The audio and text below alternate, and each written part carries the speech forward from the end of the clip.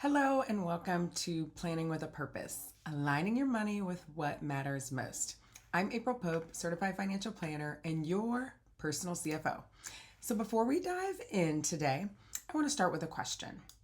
Did you know your investments are always saying something about what you believe in, whether you realize it or not? Did you know that? Every dollar you invest, if you think about it this way, whether it's spending or giving or even your time is money, right? All of those have a direction. And the real question we're asking today is it moving in the same direction as your values? That's what we're going to talk about. This isn't about wealth building, which I love talking about wealth building, but today is really about making sure your money supports the kind of life and the kind of impact you really want to create. So, whether those priorities for you are family or freedom or community, I don't know, impactful contributions, whatever, your financial plan should reflect that. So, by the end of our time together today, you'll have a clearer sense of how to align your money with what truly matters to you and how to keep that alignment going as life evolves, because as we all know, things change. So, let me start with a quick story. A client came to me, it might have been 2 years ago. 2 years ago, I was working on their 401k plan. So she was an employee at a company, and we met one-on-one. We were talking about her investments, and she was like, so April, just so you know, I don't want any of my money going into companies that are supporting for-profit prisons. And I was like, oh, okay, this is something I can get behind. Let's have this conversation. So she had talked about like it was her entire life's work is what she does. And so she really was just wanted to make sure if she was going to join this company's plan that she could have some of her money. She wants her money. She said not a single dollar of her money supporting for-profit prisons. So I was like, all right, we are in this. Let's look and see what we can do. She was just saying how she couldn't feel good about any of her money doing something that goes against what she just spends all of her like blood, sweat, and tears in her career and everything doing. So, and she had some personal reasons for why she wanted to make sure to support her money lined up with that. So that really stuck with me because she wasn't talking about investments. She was just like, this is who I am. This is my integrity. Like, we need to figure this out. So I was like, let's get into it. So we looked under the hood of her portfolio and we started pulling things apart. And we did realize that she was unknowingly holding shares of some companies that were connected to the for-profit prison industry.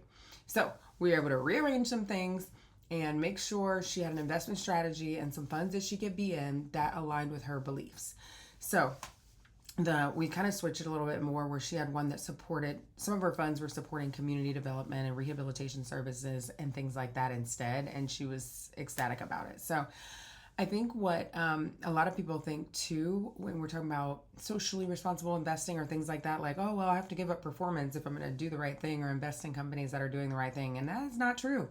That does not mean you have to sacrifice value. She still was making good returns, had good. You can look at when you look at her. We actually pulled the sheets. You look at the 1, 3, 5, and 10 year and since inception, like returns on these funds. These are still funds that are doing absolutely well. So it wasn't just because she's doing the right thing. She's going to lose money. And she said when she looked at her statement, she just like felt so good and so right that she knew her investments were aligned with what she does for work and what she's super passionate about in her life. So just knowing that those things are out there, I think, is one important thing. Ask about it. Ask your advisor. Is there something that you don't want to invest in or a certain company you don't want to invest in? And, let your money do the talking. So we're going to talk about today creating a plan that works financially and feels aligned with who you are. And so first things first, before we talk about dollars, we have to talk about direction.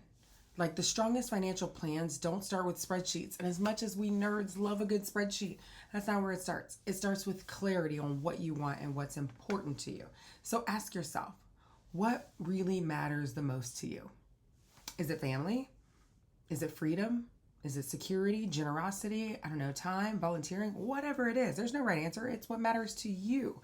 One way that we used to check this back in the 90s when I'm dating myself here, but when we used to use checkbooks all the time and balance your checkbook, we would say like, check your register. Does your register reflect what you say you want to do? And so even if it's a small budgeting tip, it'd be like, I'm not going to be shopping. I'm not going to eat out or whatever. And then you like look at your checkbook register. This is back in the day when you could write a check for a pizza. Again, don't ask my age, but you can kind of tell where we are here. But you would look at your register and be like, yeah, I said I was going to do better this month. I really didn't. However, you can do that now online, I'm sure. But just checking to make sure your dollars are going where you want them to go. So take a few minutes. I'll give you a couple of questions to just think about. So first one, when you picture your ideal life, what does it look like and who benefits from your success? You out here working hard. What does that life look like and what are the people or the causes that are going to benefit from your success now while you're here and even maybe while you're gone, when you're gone? Number two, if you could redirect one area of spending, just one little area of spending, to something that feels more meaningful, what would that be? What would be more meaningful to you? And then three, what financial decision last year, just think a year, within the last 12 months, what financial decision or gift or spending or anything brought you the most peace and made you feel good about that money that you spent? Was it a investment in a family vacation because you know the time is running out for all of your kids to be still living under your roof? Or is that just me? But what made you feel good and it brought you peace? Or the opposite is something that didn't bring you peace, stressed you out about something that you spent money on. Maybe we want to avoid that. But just what is that financial decision? Or if we're going the other route, regret maybe, in the past year that brought you peace. It's not about guilt or perfection. It's just about awareness. So, because once you know your priorities, the decisions just get a lot easier. And so when your money reflects your values, you experience way more than, financial stability and like you're looking at your thing like, oh, my portfolio is doing great. You get this, I like to kind of like experience alignment, if you will. You're aligned. Your whole experience is in alignment with what you value. Very important. And then it feels really good. So once you're clear on what matters most, the next step is making sure your strategy actually reflects it. Check the checkbook register. Here's the truth. Your values should drive your financial strategy, not the other way around. Okay, I'm going to say that again. Your values should drive your financial strategy, not the other way around. So that means your investing, your spending, your giving, your time, all of that kind of stuff should be working in the same direction. So here's a few ways that this can show up in your real life. First, with your investing, think of purpose-driven investing. Choosing portfolios that align with your beliefs. It's possible. They're out there. So whether that's social responsibility, maybe some ESG funds, or something that has impactful, focused investing. There are some people who like to do biblically based investing. There's so many things, whatever floats your boat. You can use your investing to make that, statement in the world, if you will, that aligns with your values. Another thing could be intentional spending. So looking at your budget through your values lens. I don't know if you guys have kids that wear those like fake glasses or like look like glasses, but they're really just glass or not prescription. Think about putting on a set of those, but it's like you're looking at everything through your values. So your time, your experience, whatever it is you're doing, your money you're giving, if you're looking through your values lens, is that time, experience, and flexibility, or is it aligned? Is it aligned? And so if flexibility matters to you more than buying purses and shoes and stuff like that, your dollars should show that. And then the other part could be structured giving. So tools like a donor advised fund, something that allows you to thoughtfully give, but also receive an immediate tax benefit, and help plan, your charitable impact over a long time. So that's another way that you specifically can do this alignment type giving. And then also legacy planning. So estate documents and trusts, you know how much I love talking about estate planning. Those help ensure that, what you're doing now is going to continue on, but you also want to think about beyond your lifetime. So this is another example. We had someone that we were doing estate planning for, and she had everything set up for like all the people that she loved. And, as long as they were all here, she knew what everybody was going to get if she were gone.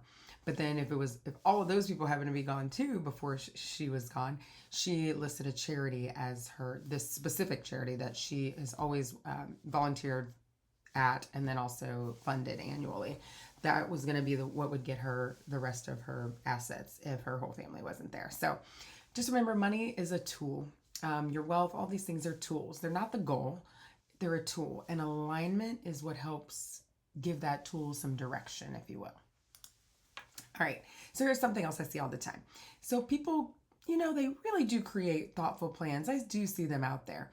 And then sometimes I just don't look at them again. So alignment isn't perfect. It's dynamic. It moves. It changes. Life changes. Careers change. Families change. Priorities change. The world changes. Laws change. So many things change. So your plan needs to evolve too. So at least once a year, it's worth asking, like, are my investments still aligned with what I say I value? Or how is my spending or gifting? Has it drifted from what I thought it was going to do? Do I need to make some adjustments based on like some new goals that we have or some different responsibilities in your life? These check-ins don't have to be complicated, just like a quick little 20-minute reflection, if you will. Like, the goal is intention. We want to be intentional here. So when your plan stays aligned, that's when your decisions feel lighter, because they're really kind of anchored, if you will, like in your values and your clarity. You know what it is you want. Your decisions feel lighter because they're just anchored. That's the right word there. They're just anchored in that clarity that you already set. All right, so let's bring everything together. First, we want to start with your values. Make sure you write those down, put them on a Post-it note, do what is that called? Vision board I'm looking at on the wall. Start with your values and understand your financial plan should reflect what matters most to you. Second, align your strategies, right? So your spending, your saving, your investing, your giving, your time, your volunteering, all should be supporting those values. And third, visit it regularly. As life changes, your plan needs to change with it. So here's your action step, your homework. Those of you know me know I spent 10 years as a teacher. I like giving assignments. But write down your top 3 financial priorities looking through that values lens. What are your priorities? What do you want to focus on this year? And then take a look at your budget, your investing, your giving, your time. Do they reflect those priorities? And just answer the question, yes or no. It's not a judgment here. So if not, that's okay. Just choose a small thing you can change before the end of the year to move you just a little closer to that. So we are not here to judge. I do not want you to think, oh my goodness, I need to go and look at all my investments and see what I'm doing and look down and see all the multiple hundreds of companies I'm inside of my mutual fund and, oh, it's funding something I didn't want. No, like that's just going to do nobody any good. Just make one small change that's going toward those goals or those values that you set, because financial planning is not about perfection. It is not. It never is. We're not perfect. We're the planners. We don't even get it perfect. It's all about intention. So when your money is moving in the same direction as your values, you really do get more than just like wealth building and wealth generation and generational wealth. You get this whole set of really a sense of peace and purpose that is just invaluable. So I'm going to open it up for conversation here. If you have questions, feel free to put them in the chat. And then maybe you're thinking about your investments or your spending or anything that we talked about that you want more clarity on. I do see questions going in the chat, so I'm going to answer those. Remember, there's no judgment here. This is just space to explore, ask questions, think about how you want to make your money work truly for you. So our first question that came up is, you mentioned a donor advised fund. What is that? Great question. I know, I'm so sorry. Like, we do this all the time. We're like, yes, open up a DAF. And like, what is that? So what is a donor advised fund? A donor advised fund is a type of account that you can open, and think of it as how you're going to funnel all of your charitable giving through, all of your charitable donations to nonprofits or whatever it is that you want to do for charitable giving. That's what that's for. So if you think about it, what usually happens is, people that are charitably inclined, they write checks throughout the year, or maybe they'll go to a gala and they'll, do a donation, and then they're doing all these things, and then they're doing the right thing, of course, but also there's tax advantages to charitable giving. So the end of the year comes December and they're like, oh, I need to hurry up and write that check so I can write it off. I know it's doing the right thing, but you also want to write it off. And then the end of the year comes and you're scrambling and you're like, oh, it just could get annoying and frustrating. So instead, what you could do is you could have a donor advised fund where you open that fund up, and then you just put in however much you want to in that calendar year and take the biggest tax advantage in that calendar year, but you don't have to give the money out to the organizations in that year. What you're doing is donating it to this donor advised fund that you run and control yourself. You get to name it, whatever you want to name it, and you run and control it. It's almost like, but it's not the same as having a foundation, but it's kind of like something where you would have it set up so that you can dump money in there, take the tax deduction, and then write the checks out at your leisure the next year. Even it doesn't even have to go out in the next year. You can then have a pot of money that you know you've taken the biggest tax advantage that you can, and that helps your charitable organizations get more money too. Less in taxes, more that they can get.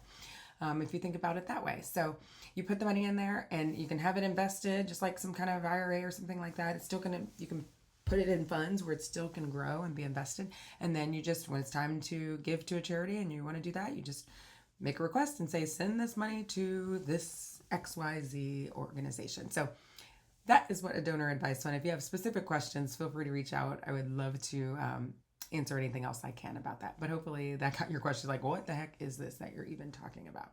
So, great question. Great question. Our next question is about ESG and socially responsible investing. That was the topic. So, where can I find these types of funds and see what it is that they're investing in? Okay, great question. Yeah, that's a broad topic when I said ESG or like socially responsible investing. So, environmental, social, and governance is what we're talking about. So I would say start just like this, start with what you want and what you value. And you can look and see, you can reach out to an advisor, check ChatGPT if you want to start there. I wouldn't take all my advice from there, but you can start to see if there are fund companies or specific funds that you want to invest in. Maybe it's like a mutual fund or an index fund or something like that. Any type of investment tool. And those funds, if you have a mutual fund, you'll have a ticker symbol, like a 5-letter ticker symbol that you can put into Yahoo Finance or maybe like Morningstar or some kind of tool, and it'll tell you specifically what that fund is for. You can get the prospectus. If you're working with an advisor, or you can go online and download the prospectus, and that'll tell you what they value, what their fund is working toward, and you can actually see if it's a mutual fund. You can see the companies that are in there. So there may be some companies that you want to exclude. You can't call the mutual fund company and say like, hey, take that company out of your fund. It doesn't work like that. But there are different types of funds that maybe do not have the company you don't want to invest in, or are not doing, checking for diversity on board governance, for instance. It's an example of some of the criteria that they will. So you want to look into the criteria of what the fund is for, what the company, if you're looking at a specific company, what they do, and what values align with what you're looking for. So there's a lot out there. I would say reach out to your advisor. If you have questions, don't have an advisor, reach out to me and let me know. We can look, there's screens and things that we have access to, that we can say how your fund is doing now, or we can just go and find you other funds and you can look and then evaluate them for yourselves and see if they're aligned with what you're looking for. So those were two great questions. Yes, well, thank you again for being here today. I hope you got some information that was helpful, and we hope to see you again next month. We have different webinars each month. Again, I'm April Pope, Certified Financial Planner and Personal CFO. Enjoy the rest of your day.